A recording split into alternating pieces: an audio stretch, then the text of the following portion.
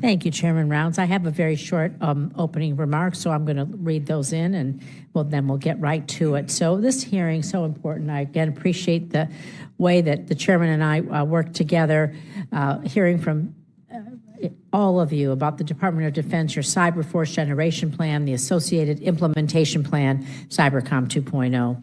And for the witnesses here, thank you for your service and your commitment. Because now more than ever, the United States needs a cyber workforce equipped with the acumen, expertise to defend our networks, to execute offensive operations in a rapidly is not a fast enough word to even describe it, a rapidly changing battle space that achieves our national security objectives. I would point out, however, that the new National Defense Strategy publicly released on Friday only mentions cyber in 3 places. Cyber's everywhere. I'm frankly surprised at how little emphasis has been placed on cyber in comparison to other capabilities in the NDS. It doesn't engender much confidence that cyber is being treated with the necessary urgency or priority by this administration that I think we would all agree that we need. The Department of Defense must take swift action to develop programs that enable our cyber warfighters to increase cyber domain mastery and operational readiness. It's critical. We have to promote standardized training across all of our services. We need a sustainable talent pipeline. I know you're going to talk about that. And we need effective initiatives for retention. Because in an era of persistent cyber threats, when foreign adversaries like China and Russia and Iran, they're probing and testing and challenging our systems, I would say by the nanosecond, not even enough to say daily, every single second. They're seeking any opportunity they can to degrade our command control, disrupt our operations, steal our most sensitive information. And they're using sophisticated cyber tactics to disrupt military operations, spreading dangerous propaganda to American citizens and denying access to life-saving goods. So advancements in artificial intelligence by our adversaries, of course, they heighten the sense of urgency we must all feel right now.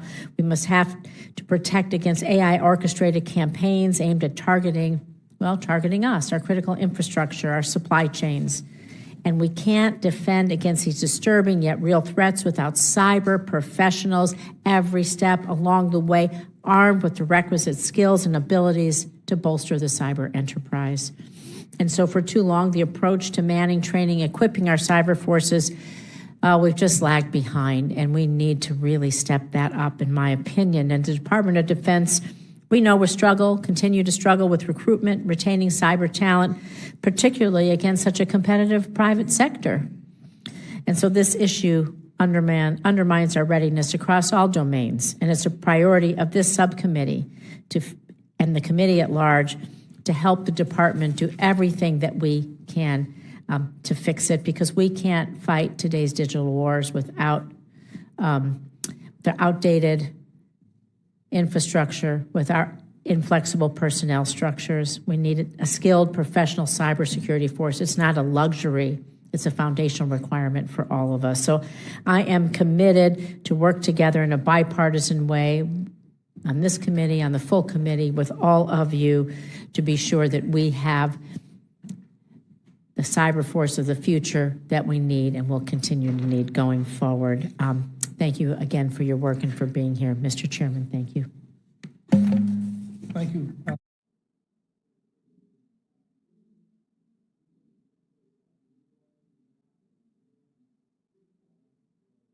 And we all know you.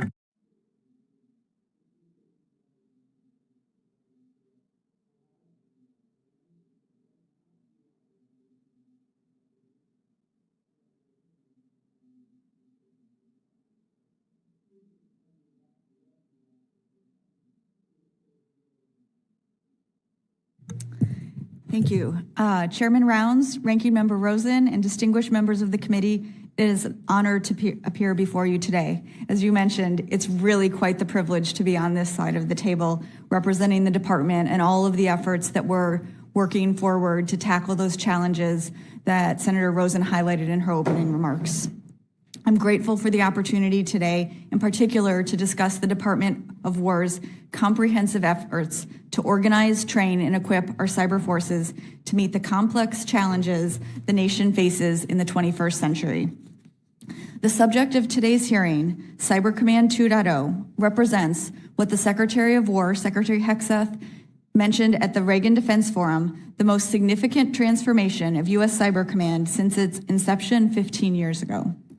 This initiative is the cornerstone of our effort to ensure American dominance in a rapidly evolving cyberspace domain, meeting the President's clear mission to the Department of War, achieving peace through strength. Cyber Command 2.0 is only one of the key initiatives we're working to maximize our cyber forces. We are also working to validate and, if necessary, update our force design and force employment to ensure we are able to achieve the maximum outcomes. For many years, the department has recognized that our approach to building and sustaining cyber talent was not keeping pace. Our adversaries are investing heavily in cyber, while we have been constrained by traditional force generation models, which, while effective for conventional forces, fail to fully address the unique requirements of cyberspace operations. This has created significant challenges in recruiting the right people, retaining our best operators, and providing the agile, specialized training needed to win. Our legacy force generation model is inconsistent, hindering our ability to adapt at speed and scale to counter threats like Volt Typhoon and Salt Typhoon, and quickly integrate emerging technologies like artificial intelligence. To address these systematic challenges head-on, the Secretary of War approved Cyber Command 2.0, a fundamental reimagining of how we build and manage our cyber forces. At its core, Cyber Command 2.0 is founded on three essential fundamental pillars. The first of those is domain mastery. We're shifting from a compliance-based paradigm to one that fosters deep, career-long expertise. Our goal is to cultivate a cadre of cyber personnel who achieve true mastery through enduring operational experience rather than rotating through cyber assignments as generalists. Second is specialization. The cyber domain is not one size fits all. Cyber Command 2.0 establishes dedicated pathways for our personnel to become deep experts in fields like industrial control systems or space asset protection, resulting in specialized units aligned to our most critical missions. And third is agility. The cyber threat landscape evolves with unparalleled speed. We require a force that can adapt and employ new technology just as quickly. This model allows for dynamic allocation of talent, ensuring we maintain a proactive posture against the most pressing threats. To bring these pillars to life, we are implementing 7 core attributes. The first is targeted recruiting and assessment. We're shifting from general recruiting to targeted talent acquisition, beginning with an in-service recruiting pilot using validated instruments like a cyber assessment battery to identify individuals with the inherent aptitude and suitability for cyber warfare. Second are incentives for recruiting and retention. To remain competitive, we must implement robust incentive pay and retention bonuses that reward mastery, and we will standardize this pay across the services. Third is tailored and agile training. Through our Advanced Cyber Training and Education Center, we will focus mission-specific skills on demand, ensuring our forces remain ahead of technological advancements and adversary tactics. Fourth, tailored assignment management. We're engaging career pathways we are engineering career pathways that enable sustained operator engagement, allowing operators to build a comprehensive portfolio of tailored experience rather than being forced to move on after a single tour. This approach generates domain mastery within the cyber mission force while also providing greater operational effectiveness when warfighters return to their services and apply their developed talent to service mission sets. Fifth is specialized mission sets. We are developing dedicated units of experts focused on highly specialized missions, such as protection of space assets or the defense of critical infrastructure, making them the world's leading authorities in their fields. Sixth is integrated headquarters and combat support. Our tactical cyber teams will be presented with dedicated headquarters and combat support, ensuring they have the leadership and resources needed to execute their missions without the distractions they have today. And last is optimized unit phasing. To prevent burnout and sustain readiness, we are instituting a unit phasing model that creates a sustainable operational tempo, keeping our personnel focused and effective for the long haul. While each one of these attributes offers merit, the true power lies in their synergy, creating an exponential effect on our ability to generate and sustain cyber talent across the entire talent management lifecycle. These efforts are driven by the creation of 3 enabler organizations within Cyber Command that General Hartman will talk about in his speech.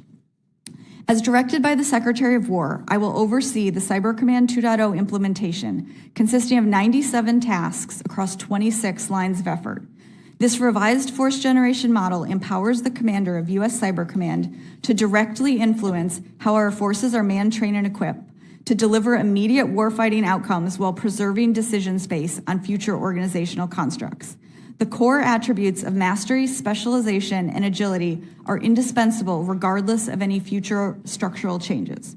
Cyber Command 2.0 represents the beginning of a necessary journey and the department's commitment to providing our cyber warriors with the careers, talent, and support they deserve. In addition to Cyber Command 2.0, the department is undertaking several initiatives to enhance our warfighting capabilities in the cyber domain. They include validating and updating our cyber force design and developing a force employment model that ensures maximum lethality and operational outcomes. Importantly, Cyber Command 2.0's purpose extends beyond the cyber domain. It is a critical joint force capability that must be integrated across all warfighting domains. This sends a clear message to our adversaries. The United States is all in on achieving and maintaining cyber superiority in support of our national interests. Thank you for the opportunity to testify today. I look forward to continuing to working closely with the subcommittee on this critical national security priority, and I welcome any questions that you have. Thank you, and I appreciate your comments, Secretary Sutton. General Hartman, welcome, and as you get started, I just want to personally say thank you for your dedicated service to our country and everything that you've done to forward our security through implementation of these types of policies in the cyber domain. And I appreciate that. Thank you, sir. Go ahead with your statement, please. Thank you. Chairman Rounds, Ranking Member Rosen, and distinguished members of the committee, thank you for the opportunity to discuss the future of our nation's cyber force. Thank you specifically for the requirements in Section 1533 of the fiscal year 23 NDAA that brings us here today. The revised cyber force generation model approved by the department is fundamental to a more lethal, agile, and enduring cyber force capable of deterring and, if necessary, defeating our adversaries in cyberspace. Cybercom 2.0 directly addresses our national security challenges and fixes many of the issues facing our service members. This is a significant upgrade in how we man, train, and equip the world's best cyber force. Since the stand-up of U.S. Cyber Command, we've had challenges manning the cyber force and ensuring we had viable cyber-centric career models across all services.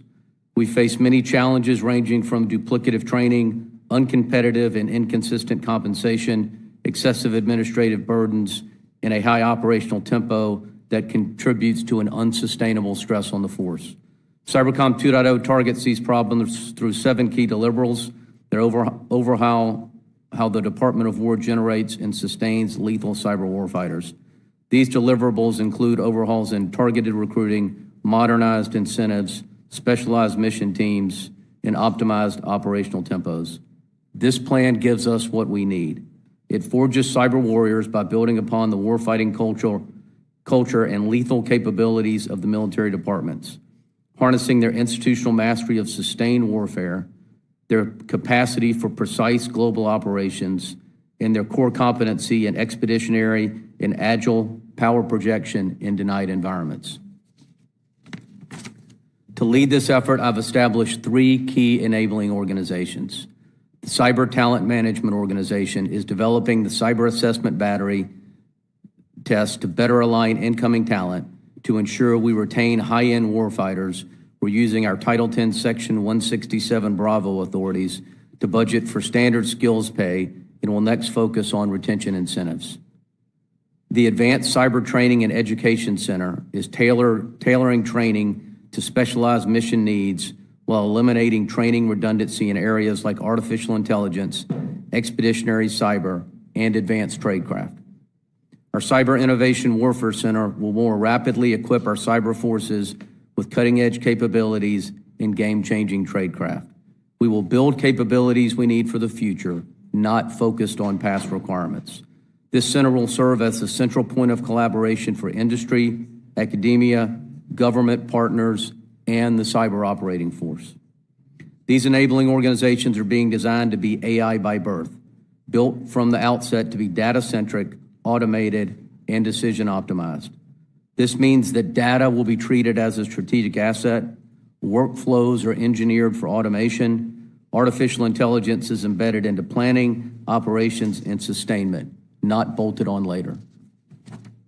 Artificial intelligence is no longer a future concept. It is an operational capability we are integrating today.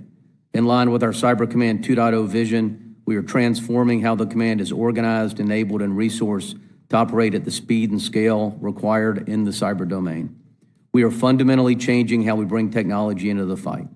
Rather than relying on long, bespoke government development cycles, we are aggressively leveraging commercial proven AI technologies, the same systems driving productivity, analytics, and automation across the global economy, and rapidly adapting them for military use, while also building classified and mission-specific capabilities internally when required. This industry-first approach allows us to move at the pace of relevance. It enables continuous iteration, rapid upgrades, and alignment with the global AI innovation ecosystem, which no single government entity can replicate on its own. In a domain where our adversaries are already exploiting automation, machine learning, and large-scale data analytics, speed is not a luxury, it is a necessity. Importantly, we're no longer piloting AI for learning, we are operating AI for mission outcomes. Today, AI is being used to accelerate cyber threat detection and response, prioritize and automate defensive actions across large networks, improve operational planning, targeting, and operations, and reducing analyst workload so human expertise is focused on the highest value decisions. These are not experiments, these are capabilities already being delivered across the force. Because getting this right is so critical, we have aligned our Chief AI Officer as a direct report to me, outside traditional stovepipes. This ensures AI, data architecture, and operational design are integrated from day one rather than competing for priority after the fact. Cybercom 2.0 strengthens our integration with other combatant commands. By building more proficient cyber forces, we provide more lethal and capable support to the joint force.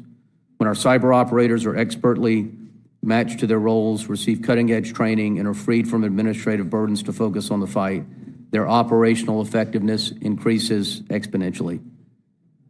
This enhanced capability directly translates to delivering decisive outcomes for Cybercom and other combatant commanders at the timing and tempo our senior leaders require. In closing, I want to reiterate my appreciation for Congress' support and partnership over the past several years.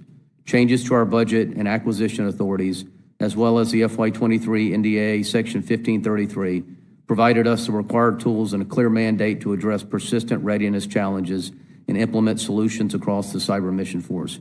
We are using those authorities to implement Cybercom 2.0. I assess implementing Cybercom 2.0 as the best path to get our cyber warriors and our cyber force where it needs to be to support the joint force in crisis and conflict. The Secretary's direction is clear, and we have buy-in and participation from the services. Already, we're leveraging the Army model for proficiency pay, and the Navy is implementing clear career progression for the maritime cyber warfare officers. Your continued support, both in sustained investment and providing flexible authorities to partner with the full spectrum of U.S. AI companies, from major defense primes to venture-backed startups, is what allow us to move fast, stay secure, and maintain our advantage. The success of this endeavor will depend on continued partnership with Congress and the Department to ensure adequate oversight and sustained funding to implement these necessary changes and maintain the world's premier cyber force. This is how we ensure that American innovation remains decisive in cyberspace. Thank you. I look forward to your questions. Thank you, General Hartman. And General Messer, thank you. Welcome. Appreciate your service to our country. And with your statement, please proceed. Yes, sir. Chairman Rounds, Ranking Member Rosen, distinguished members of the subcommittee, thank you for the opportunity to join this hearing and speak to the importance of cyberspace as an integral part of joint all-domain military operations. Joint operations are reliant on operators who are masters of their craft. For example, an aviation strike operation requires aircrew who are exceptionally skilled in aerial refueling, air intercept control, air-to-air warfare, and strike warfare. It takes years of specialized training to build a team who can succeed in such mission areas. The same is true for our cyber operations. At the same time, the demand for cyber forces across the Joint Force is steadily rising. As you will hear in Combatant Commander posture statements, our adversaries are using the cyber domain as part of their multifaceted campaigns to degrade U.S. and allied interests. U.S. Indo-PACOM has emphasized the defensive cyber operations as the Joint Forces' first line of defense in their theater. And U.S. Southcom has highlighted that cyber espionage as a vector for both intelligence gathering and persuading audience against U.S. interests in their theater. Amid these threats, demand for cyber capabilities is at an all-time high. Threats in cyberspace are currently growing faster than we can scale our actions. The size of the existing cyber mission force requires us to prioritize some efforts and take risk in others, which could delay our response to meeting emerging threats. For all military operations, actions in cyberspace are playing an increasingly important role. That includes operations where the cyber element may not be self-evident. Whether protecting our forces from harm, complementing kinetic action, imposing costs on adversaries, or defending friendly infrastructure, cyberspace operations are critical to the successful employment of the Joint Force. To succeed, we must be proactive, not reactive.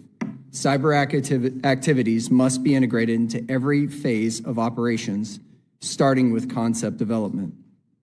Military operations in every domain require specialists. Just as specialized air crews support every air operation, specialized cyber operators are essential to ensure U.S. dominance in cyber and all domain operations. Cybercom 2.0 will help us combat the adversary's ability to mass forces with domain mastery and advanced tools, extracting the greatest value from the force that we have. Training, experience, tools, and resourcing will give our operators what they need to prevail in this dynamic domain. On behalf of the men and women of the Joint Force, we appreciate your support for the Cyber Mission Force and for this vital initiative. And with that, we'll open it up for questions. Thank you, General Messer. Look, to begin with, we're in an open session right now, so we have an opportunity to not only ask questions, but to help educate as well. 5 domains: air, land, sea, space, and cyberspace. It appears that there will never be another kinetic activity that goes on in terms of our Department of Defense or the Department of War without having some cyber activity to the left of it, basically to make the field of battle a little bit safer for our young men and women. But in order to do that, it has to be integrated and a part of the larger force. And in order to make that happen, you need professionals that clearly understand their role. That's a lot about what this discussion today is about. It's about the cyber force itself and how they actually provide the needed services to the different COCOM commanders, combatant commanders that we lay out throughout the world. In order to do that, we've got to make sure that the cyber operations can be integrated as quickly and as efficiently as possible. Ms. Sutton, part of the Cybercom 2.0 initiative recommends maturing the Assistant Secretary of Defense for Cyber Policy position to meet the demands of executing Section 167B authority for cyberspace operations peculiar activities. And I just want you to describe what that maturation might look like in practice. Specifically, how would an enhanced Assistant Secretary of Defense for Cyber Policy, how would that office support the force generation objectives outlined in Cybercom 2.0, and what additional responsibilities or authorities would be necessary to effectively execute this expanded role? In other words, what specific resourcing would be required to enable that maturity of the ASD Cyber Policy Office? I know you're new in the role and so forth, but you've got a great deal of experience in the cyber domain and what we've done within the National Defense Authorization Act in the past. Your thoughts, please. Senator Rounds, thank you for that really important question. So as you mentioned, one of my top priorities going forward is, and what I think one of the key responsibilities of my office is to make sure that cyber is integrated into multi-domain operations. And so having this role be fundamental and be embedded within the Undersecretary of Policy's organization allows that to happen on a daily basis, to bring the cyber domain to all of the policy discussions happening more broadly. I think historically we've seen cyber treated very much in a stovepipe, where the cyber people go off and talk about the cyber domain and do their things in a silo and in a vacuum. And I see one of the primary roles of my office, both as the Assistant Secretary for Cyber Policy as well as the Principal Cyber Advisor, and my role to be an advisor to the Secretary of War, is to be that coordinating function across the department to really bring cyber to all of the other domains of warfighting, to coordinate across the services, and to look for opportunities where resourcing is needed and where we need to really focus the department's efforts to achieve these outcomes that are going to be critical to all future conflicts going forward. Thank you. And just in order to make sure that all of our members get an opportunity to speak, and we're going to do several rounds of questions, I'll defer right now to Senator Rosen. And I'm going to defer to Senator Gillibrand because we're here the whole time and everyone has a lot of hearings going on. So Senator Gillibrand, you're recognized. Thank you, Mr. Chairman. Thank you, Madam Vice Chairman. General Hartman, since the fiscal year 2017 NDAA, Cybercom has had the authority over the training of assigned joint forces, conducting specialized courses of instruction, monitoring and promotion of cyber operation forces, coordinating with the military departments regarding assignment, retention, training, education, and special and incentive pays for cyber operation forces. The command has been the joint force trainer for almost as long. Much of Cybercom 2.0 appears to be tinkering with this space rather than fundamental reimagining. Can you speak to why the command did not take these steps before and why you believe this is a dramatic transformation? Senator, thanks for your questions. As you point out, in 2017, we were given certain authorities, but what we didn't have control of at the time was the funding, Senator. And so, as you're aware, in 2023, we were given enhanced budget control. There were a series of issues that actually caused us to not receive that control of that funding until 2024. And so while we had some authorities, we really had no enforcement mechanisms, and we have started to execute those enforcement mechanisms, and we've seen benefit from that. Senator, Cybercom 2.0 does not intend to totally reinvent how we train the force, but what it does intend to do is make sure that the services are held to the standard of 1,000 level training. Okay, the Cybercom J7 will continue to execute 2,000 level training. So basic training by the services, qualification through Cybercom, which we've made a lot of progress on the last 2 years. And then what Cybercom 2.0 is really going to bring is advanced and specialized training, moving at the pace of industry, that is really required, that will allow us to both compete and really plan to outpace China. That is the construct that we're laying out, Senator. Thank you. Secretary Sutton, while the services largely say cyber is important, it is not a top priority for any of them. Agreeing to a notional plan is easy, but the services are notoriously protective of their control over the recruiting, retention, and talent management. How will your office hold services accountable and ensure they do not steamroll Cybercom on career and talent management? And I will just say that this committee, we have had hearing after hearing, year after year, and we have drilled down to how many personnel you're getting from each service and which services are slower than the other and what level of staff you can acquire. And frankly, it is never good enough. So I just really want to know how you intend to succeed. Senator, I appreciate your question and understand the frustration.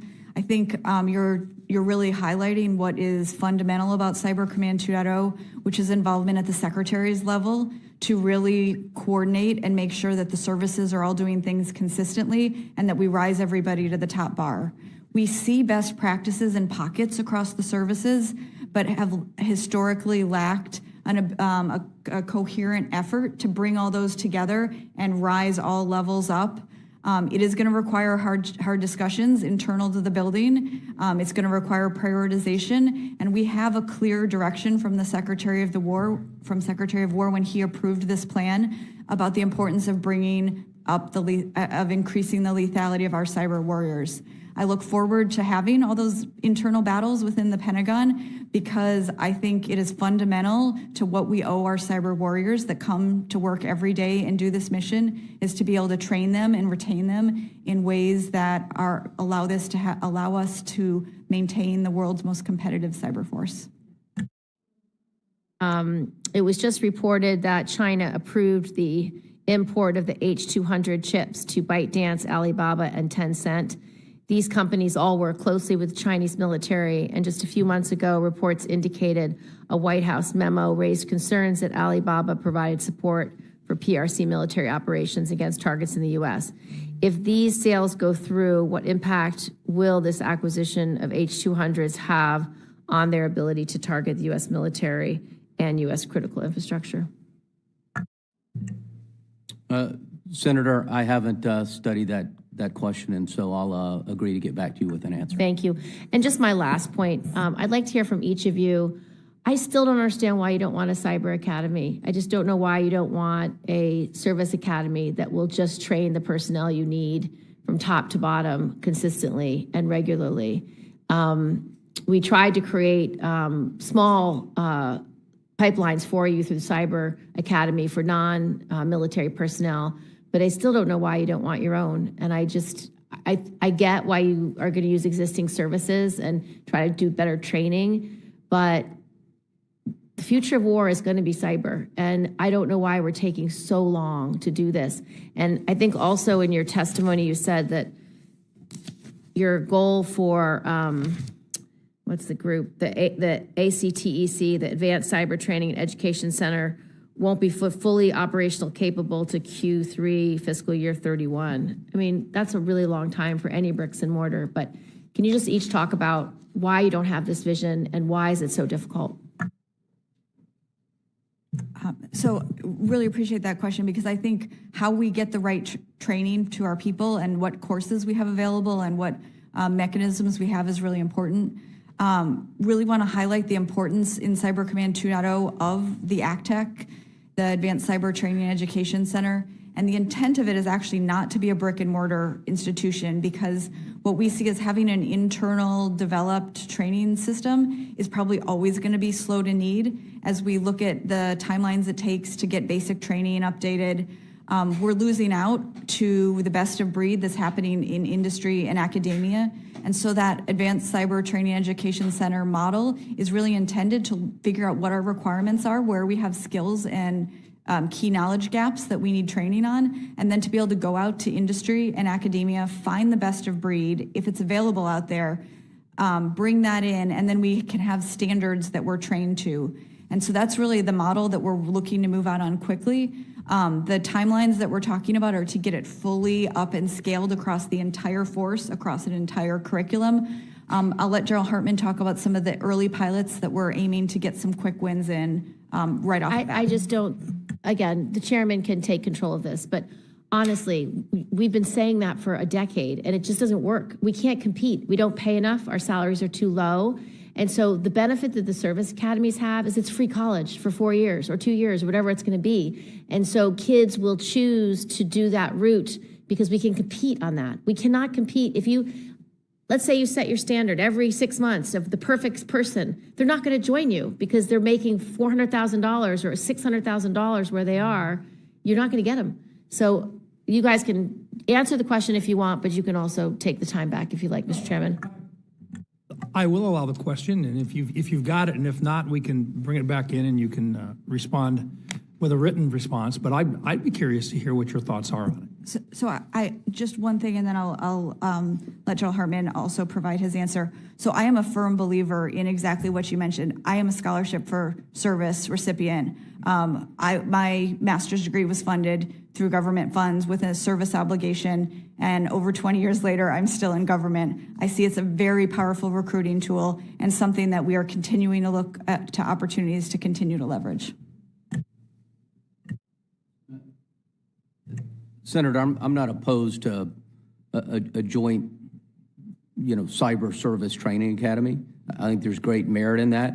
What I don't think is the best answer right now is to divorce our cyber capability in the department from the services, and that is based on everything that we're doing from an operational standpoint. And if I've got to build a cyber plan against an adversary's air defense network, the Air Force as a service brings tremendous capability to me that I don't believe we need to separate. And then the second piece is the Advanced Cyber Training Academy. What we are trying to do is really marry the training to the operational elements of the command. And so we learn things in an ops room, both offensive and defensively, that we immediately turn into a training requirement that we train across the force. And so each disparate element isn't learning every time they get on keyboard in order to execute operations. We just think that's fundamentally important, but there is a huge institutional training requirement, and I support your idea. Thank you, Senator Gillibrand, for the excellent questions. Appreciate that. Ms. Sutton and General Hartman, you're likely aware of the calls, and this follows the same line, but for the establishment of a separate military service dedicated to the cyber domain, or a cyber force. Like me, you are no doubt close with and respect many of those who are supportive of a cyber force. What would you say to those national security and cyber experts who are advocating for a separate cyber force? Step right into it. I knew he was going to ask that, didn't you? So I appreciate that question. I think this is a really important debate for us all to be having about the future of the cyber warfighting domain. I do think one of the most common misconceptions about Cyber Command is that it's a debate between Cyber Command 2.0 and a cyber force. And they're actually separate debates that I believe both need to be had, and we need to look closely at the pros and cons of both. Cyber Command 2.0 is inherently about building a talent model. It's looking across the entire talent pipeline from when we recruit someone, how we make sure we have the right talent, how we train them, how we retain them, how we build careers for them, how we really build our cyber warriors. We know how to do this as Cyber Command has become operational. We've built a set of very capable cyber operators. Now we need to do that at scale and have a system that supports that rather than doing it on an ad hoc method. And so Cyber Command 2.0 is really that talent management model. And we've been very careful as we've built that model that it's agnostic to the organizational model, and that it would support both the current model where 5 services present, as well as other organizational models such as the establishment of a cyber force. So I think they're both really important debates to have, but they are separate debates that we need to make sure that we're quickly moving ahead with Cyber Command 2.0. We have a lot of work done, and it's required regardless of what model we have to build the talent. And so that's our immediate focus, is working on all of these fundamental activities that we're gonna need going forward that would enable any future decisions to be made about an organizational change. General Hartman? Chairman, just would like to add 3 things to what the Honorable Sutton said. So agree with her that this Cybercom 2.0 is certainly important regardless of any future decision. I do believe when we did the analysis for Cybercom 2.0, the timeline was fundamentally important. All right, and so we did view this through a 2027 lens. We viewed it through a resourcing lens, and through that lens, Cybercom 2.0 provided us the best opportunity in order to build the force that we needed on a 2027 timeline. And I think that's important. The second piece is, I fundamentally believe the ability to integrate across the joint force is best suited to the model that we are developing here in Cybercom 2.0. And that is fundamentally important. I didn't answer the question that you asked earlier, but our ability to integrate not just left of conflict, but during a conflict in all phases of the operation, just like any other traditional military capability, is absolutely essential to us delivering the capability that the nation needs.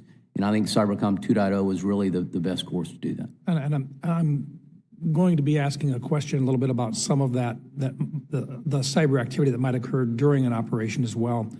But I do want to follow up a little bit. With Cybercom 2.0, where does a civilian workforce fit into a Cybercom 2.0 concept? So the scope of Cyber Command 2.0 is primarily focused on the cyber mission force, and it's enabling organizations, the headquarters, Cyber Command headquarters, the Joint Force Cyber headquarters, which is a blended workforce of both military and civilian and contractor work roles.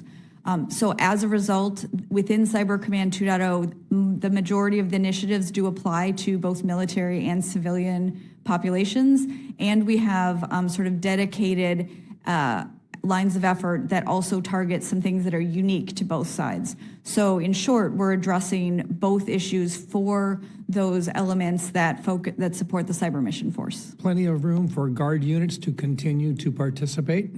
Absolutely. The Guard and the Reserve are going to be critical on how we bring in some of that unique talent that has special expertise.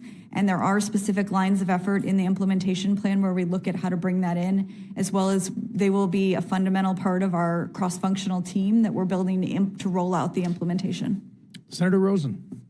Thank you. Well, you actually set me up for my next question. You didn't even know, but I want to thank you for the testimony so far, because cyber isn't an add-on or service adjacent anymore. It has to be part of the fabric of everything we do, woven in. And talking about data, I always say this data tells a story if you know how to listen to it. And so I hope that we can maybe have a hearing to talk about how we think about data and its role in everything that we do going forward. That's a separate issue. But I actually want to talk about the service members to what Senator Rounds was talking about. So I have two questions for you, General Hartman. One's on the regular force, and the second one's on the Guard and Reserve. So the first one, can you talk a little bit how you build a fully qualified cyber operator? What does a training pipeline look like at service and joint level? And what kind of on-the-job experience is required before they can be deemed fully qualified? And how often do they, I guess, have their benchmarks taken, I guess, if you think of it like that? Thanks, Senator. And so each of the services produce a cyber operator, and that's a blanket term. We have a number of different specialties across the force. And then we, Cybercom, supervise what we call work role training. And so if you're an interactive on-net operator, you go to a specific training course. If you're an exploitation analyst or another specialty, you would do the same thing. And we work through a process that allows them to meet a series of benchmarks and then become fully qualified. Once they become fully qualified, they execute a series of operations and move from basic to journeyman to master level of qualification. Historically, we haven't produced a lot of operators at the master level because the training and the certification process has taken too long. And part of Cybercom 2.0 is how do we reduce that training timeline and allow them to focus more on operations, vice less on qualifications. And so I think we have, over the years, reduced that benchmark, but you get trained, you get qualified, you execute operations, you become a non-commissioned officer, and then you supervise the next group of people that we're bringing up. It is a process that works, but it doesn't work fast enough, and that is really the focus of 2.0 and the AgTech program. Thank you. I want to ask a similar question about the skills of our National Guard and Reserve members. They're not currently tracked, it's my understanding, as the same fidelity as the active force, and so they're going to be a critical part, to your point, of bringing in the public sector, I guess, who, if you will, say it that way. So what specific steps can you talk to us about how you're going to ensure that a guardsman or reservist with those high-end cyber skills, they might be doing it in the regular world, their civilian career, how can they be activated for special mission? How are you working with that? Because I do think that is a big part of our pipeline and training. So whomever, whatever you want, both can answer, please. Thanks, Senator. And so we do have organizations in the National Guard that are exemplars that we are trying to really use to leverage it across the entire reserve component. We've got the Delaware and the Maryland Air National Guard that is part of our Cyber National Mission Force. So one of our most elite organizations really for the last decade. We bring those service members on active duty and they participate as full members of the team. To be honest with you, they bring deep expertise because when they're not mobilized, as you highlighted, they go back to civilian jobs. We have an organization down in Texas supporting our Air Force cyber organization that again provides a significant amount of expertise. We have the same model on the defensive side. What we have to do is scale that across the force. We've got to get them all in JCC2R, our readiness tool, and we've got to be able to track them just like we're tracking our active duty service members. Because you may across the country have, each state may have one or two that are working in this area in their civilian life, and so how do we pull them in? Senator, that is our plan. We are at relatively early stages, but as we build this out, that is our intent. Thank you, Senator Rounds. Thank you, and General Messer, you've gotten off too easy so far. I know. I'm going to throw you the hard one now, and this is sitting in an unclassified setting. I want you to talk a little bit about successes, and I want to specifically talk Venezuela. It's been in the news, been a lot of discussion about the fact that this was a good example of what happens when you combine all of the joint forces, including cyber operations. Once again, I understand that this is an unclassified, but there's a lot of folks out there that might now have a curiosity about this, and they may very well want to be a part of a team in the future that you're going to have to try to recruit. Can you share with us, and I would open up to anyone else as well here, but can you share with us the types of operations and how this happens? It's not just at the national level or the international level or the big picture strategically, but tactically, how critical cyber is when you're doing, and this was a law enforcement operation, but it required the support of the armed forces of the United States. Can you share a little bit about what that meant for the cyber teams involved? Senator, and a no answer is not acceptable. Senator, thanks for the question. What I probably won't do is go into the specifics of the Venezuela operation. But what I will tell you is, as has been mentioned by Honorable Sutton and General Hartman, the role that they play as leaders in pushing cyber to the forefront, I think, is critical. And that's one of the things we've seen from Chairman Kaine, is his emphasis on not just traditional kinetic effects, but the role non-kinetic effects play in all of our global operations, especially cyber. So leading up to the events in Venezuela over the last 6 months, we've been developing something new on the Joint Staff called a non-kinetic effects cell. This is designed to integrate, coordinate, and synchronize all of our non-kinetics into the planning and then, of course, the execution of any operation globally. I think it's important to point out that one of the reasons that it has been successful is the emphasis that the chairman has placed on the role of non-kinetics and in particular cyber, and then the coordination that has continued to grow and mature with Cybercom as we work through various operations around the globe. So in this particular case, not only there was a huge amount of work to be done beforehand, but then it had to be executed at the time, as we say, not just on the left side, but during the operation itself. For young men and women that are out there and they want to be involved in a growing and very exciting field, can you talk a little bit about what that means in terms of why we want these folks to actually be a part of not just the large cyber mission force, but actually within their own branches, and the need to maintain that that continuity and understanding of the big picture by individuals who are back in with their regular units and how that gets integrated in terms of providing direct assistance on a unit-by-unit basis.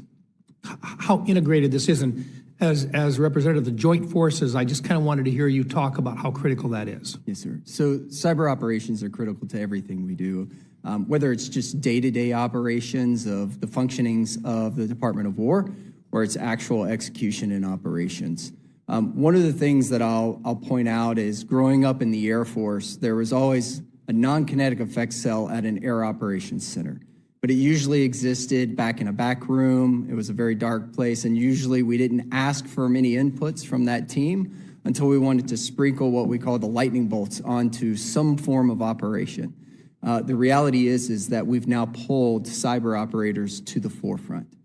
So if I were talking to a group of young people who are considering a career and joining General Hartman's team over at Cybercom, I would say you're not just going to be integral to every operation we are going to do, but you will be at the forefront of everything we do, in both now and in the future. So let's just say that there's a young man or woman out there, and they enjoy the keyboard work, and they're fascinated by cyber. They've seen what hackers do. Is there a place for the good guy hackers to be, and how would they be able to let you know that they want to go to work for you? What's the best way to get that word out? Sir, I think there would absolutely be a role for them to play, and I think that the targeted recruiting and assessments that will be a focus of Cybercom 2.0 will open up more of those opportunities to find those unique individuals. And I wanted to see if General Hartman wanted to say more about that. There is a place for them to go, Chairman. Absolutely. And so our intent as part of Cybercom 2.0 is, you know, if you're a young person, a hacker, you want to come serve your country, when you show up at your recruiting station, we want you to be administered a cyber aptitude test. If you score well on that test, we would like you to be offered a contract to become a cyber operator in whatever your service of choice is. And we would like you to then go through the pipeline and come to Cybercom. That's the first way. The second way is we are going to execute an in-service recruiting pilot. And so if you are out in another specialty, the same way that you might attract a Delta Force operator in the Army, we're going to also give you an aptitude test. And if you meet a certain score on that aptitude test, we're going to work with your service to have you move to the cyber operational force. And so we believe those two areas are ways that we can really attract world-class talent. I do want to go back, if you would allow me, to just address a little bit the question you asked, the J39. And so I would tell you, not just Absolute Resolve, but Midnight Hammer and a number of other operations, we've really graduated to the point where we're treating a cyber capability just like we would a kinetic capability. We're not sprinkling cyber on. We are integrating cyber operations into the Joint Force Commander's plan, and we're executing it to achieve specific effects that are ultimately tied to what the commander is trying to achieve. And we're doing it in a repeatable, sustainable manner across a number of different COCOMs. And so while we can't go in detail here, Chairman, I would love to get an opportunity to brief you in some level of detail. I do believe it is fundamentally one of the reasons we created Cybercom. And I do believe we've achieved a certain level of integration that's really important for our nation. Thank you for that. And we will make arrangements to have a classified meeting, and we would invite you to come back and share that with the members of this subcommittee. Thank you for that. Senator Rosen. Thank you. I can tell you the young woman who started her career in computer programming in 1980s something, I couldn't dream of what's happening now, and would have been so excited about all the things that you're doing or having even been recruited. Of course, none of these things didn't exist in the same way they do now, so I can tell you important. But I just want to ask, I think the last question I'm going to ask is, how do we leverage security automation tools to defend our DoD networks? We're talking a lot about the pipeline. We know we have more to go, and to recruit and train and figure out how we're blending all of this together so it's seamless in the same ways that we do a lot of our intelligence capabilities, right? But I want to just move for a second. How about security automation tools? So General Hartman, you have to defend those DoD networks. It's fundamental, right? And so I had a provision in the Cyber Defense Command to subordinate to a subordinate unified command included in the FY25 NDAA. It's a structural change that reflects the sophistication of the current threat landscape. So as our adversaries increasingly utilize AI, as we get around this circle about AI, to execute cyber attacks at machine speed, the department's ability to maintain real-time visibility over the DoD information network being tested like never before. So detecting a vulnerability, it's only half the battle, right? You know you have a vulnerability, and now you got to close the door. So it requires a speed that manual process may not be able to achieve. So by deploying security automation tools, can we move from a reactive posture to a proactive defense that keeps China, Russia, other adversaries off our networks? And how are you kind of factoring in this use of automation and AI into Cybercom 2.0 for our developing cyber operators as we defend the network? Senator, thanks for the question. First of all, thanks for the legislation as it relates to DCDC and a sub-unified command. I assure you General Stanton has taken that legislation and is running with it, and certainly implementing that. The use of automation, artificial intelligence in order to secure the Department of War Information Network is absolutely a part of Cybercom 2.0 in our plan for the defense of the DoD. It's not going to entirely take the human out of the loop, but what it is going to do is identify the most important data that our analysts need to look at in order to best protect our network. We've executed a number of pilots. One, I think we previously briefed, called Panoptic Junction, that the Army executed down at Fort Gordon. We are looking at scaling that technology. It was specifically focused about how to find Chinese living off the land techniques that we've seen repeatedly used. The bigger piece, though, is really closing the loop between what we learn in our offensive capability and what our defensive teams are prepared to defend against. And literally in real time, turning around that knowledge, and so that as we learn more, we use that information to drive our own defense of our networks. And artificial intelligence and automation is absolutely 100% part of our plan. Thank you. If you wouldn't mind if I add in just one additional comment. One of the things that I'm really excited about with Cyber Command 2.0 is the Cyber Innovation Warfare Center, or the CWIC, which is really looking at how do we adopt all the innovation that is moving very rapidly in this domain, particularly AI and automation, and how do we operationalize that most effectively in the department? So it's not just about acquiring a tool or a technology. There's a lot of non-material aspects that will need to be successful. How do we need to train our workforce to most effectively use that tool? AI is going to change fundamentally what many of our work roles do in this domain. And so how do we develop new training modules? What doctrine, what new tactics, techniques, and procedures do we need to develop to be able to fully leverage these new capabilities? And so the model of the CWIC is to have an innovation warfare center that can look at technologies that are going to have game-changing effects in our domain, bring in the operational input that General Hartman mentioned, and in a very short term, look at how we need to address everything we need to adopt that technology, both material and non-material, and then get that into our platforms as quickly as possible. It'll be our tie to industry. It ties our operational force directly to industry to allow this to happen at the speed at which we're seeing the capabilities come out. No, I couldn't agree more. Thank you for that answer. I do think artificial intelligence will potentiate what we can do, help us do it faster, maybe a little bit smarter, but it will help us pull it all together. Thank you for that. General Hartman, just to follow up with regard to the response that you gave to Senator Rosen, one of the items that you talked about was kind of a term of art when you say that Chinese are living off the land. Can you, since this is an open meeting and it's going to be broadcast, can you share a little bit about what that means for folks that are out there, about how that works, what that means?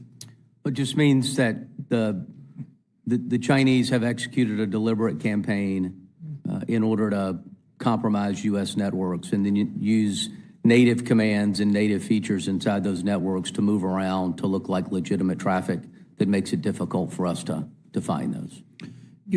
Fair to say, just to confirm, they would be within our telecommunication systems today. That's so we have seen them in telecommunication system. We've seen them in critical infrastructure. That's the bad news. The good news is we see them and we report them and we execute operations to get them out of those networks. And increasingly, as we build expertise under the Cybercom 2.0 program, it will allow us to do that more effectively. Thank you. Just curious as well, I'm thinking now about universities across this country, and I'm going to use an example in South Dakota, Dakota State University, where they produce perhaps 400 cyber professionals per year. They have jobs basically before they're out of school. They're in the Madison, Sioux Falls area in South Dakota. But a lot of them want to be a part of providing cyber protections. You have and you need to be able to do not only cyber protection, defensive capabilities for the Department of Defense's programs, but you also then do offensive stuff as well, and you need tools for both. Can you talk a little bit about what you have for capabilities in terms of getting young people involved in the development of the specific tools? And these are tools that are not just traditional cyber tools, but ones that have basically been agentized, for lack of a better term, using AI as a part of that process. Can you talk about the need for that and the availability for young people out there that want to be involved in this and who may not necessarily want to be directly involved full-time, but either through guard units or through a civilian contract, and your interest in actually having them make contact with you along that line?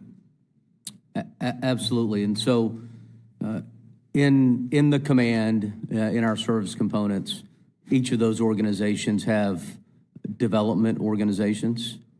And those development organizations work specifically with operational teams in order to produce capabilities. To date, that effort hasn't been as unified as we would like. It is one of the key work roles that we talk about. When Honorable Sutton talked about the CWIC is really going to be the organization that brings our service development units together and ensures that they have the absolute best training, they have access to the best development environments, they have modeling and simulation capabilities to really look at what are future capabilities. In each of those organizations, we have both military and civilian members, and certainly there's an opportunity to work there. Across a number of our reserve component units, we partner with them from a development standpoint. But I think that the latter part, Chairman, is where we really have to move forward with Cybercom 2.0, and it's how do we partner with cutting-edge, innovative private companies that we can work with in order to produce capabilities that we need in order to execute operations. And as I said in my opening statement, this probably isn't the extremely large defense firms. It's these smaller organizations, oftentimes made up of members that used to be in the cyber mission force or as part of the intelligence community. And we are working with a number of those organizations right now in order to do that. Thank you. Senator Rosen? So you need the developers of the software for the end user. So this is where you're writing application software. This is where the collaboration between a software developer and your end user is, because we don't want to give you what we think you need. We want to give you what you actually need. So these are where the conversations about creating what you need, and the person goes to write that software for you, or however that gets done, or gives you the tools to let that happen dynamically with giving you the framework, and they can put in certain particulars. So I'm very excited about you doing this. So that leads me to the question we always ask. What do you need from us, right? So you might need new authorities. You might need incentives, retention incentive payments, rotational programs, other legislation, things with the private sector, expedited clearance, perhaps, if you're going to be using folks from the private sector. So we're going to be working. We're working on the NDA this next year, right, as we speak. So as you think about this, what are some things off the top of your head that will help us with readiness, workforce retention, private sector? What do you need from us as we go back and think about our next hearings to get us ready for our good mark? So I'll start out by saying how grateful we are for all of the things you have given us. I think there's been significant focus over the last 5 to 7 years on additional authorities, additional funding, additional pay. I think the department at this point has a significant obligation to execute all of those, and I think we're on a good path to do that. At the moment, we have not identified any specific new authorities that are necessary. A lot of it is implementing the authorities and really maturing and fully leveraging the authorities that we already have, but do appreciate the offer and am intending that we'll continue to work with you iteratively as we work through the implementation of Cyber Command 2.0 and identify things that we do need. You will be the first ones to know, and we will gladly get you that information.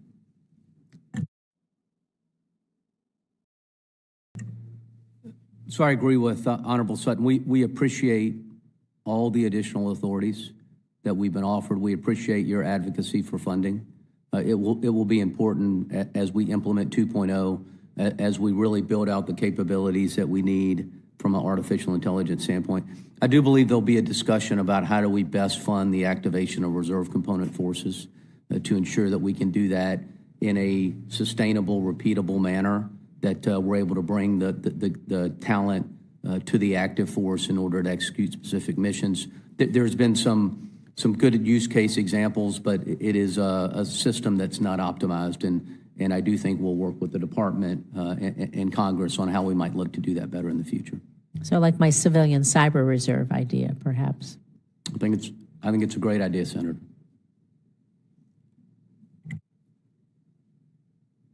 General wanted to add something? Ma'am, I was just going to say thank you very much for the support that you've provided. I reflect what Honorable Sutton said of y'all been exceptionally supportive. I think it's now time to fulfill Cybercom 2.0's objectives, and then from there, continued support from Congress is much appreciated, because as you both pointed out, this is a part of warfare in the 21st century and will continue to be. And so your support and advocacy as well and is tremendous. So thank you. Well, I know I'm thankful for your work and everyone that works with you, and I'm especially grateful to be ranking member with Senator Rounds, because on this committee, we just see cyber on this committee, right? And so it is really a pleasure to be able to think about these things in a meaningful way going forward. Thank you, Mr. Chairman. Thank you, Senator Rosen, and it is bipartisan, and it needs to stay that way. And we need to look at how we fully mature this particular protection within this particular domain. And I appreciate your help and the cooperation that the entire members on both sides have done in moving this forward, as clearly evidenced by the amount that we're getting done in each of the NDAAs over the last couple of years. So we appreciate that. Thank you. With that, this will conclude the open portion of today's Cybersecurity Subcommittee hearing. Questions for the record will be due to the committee within 2 business days of the conclusion of this hearing. And General Hartman, I'll take you up at some point in the future. We will set aside time for a classified hearing to learn a little bit more about the processes and the procedures that you did use so successfully. Thank you. Thank you, Senator. Thank you all for your sacrifice and service for our country. And with that, this committee meeting is adjourned.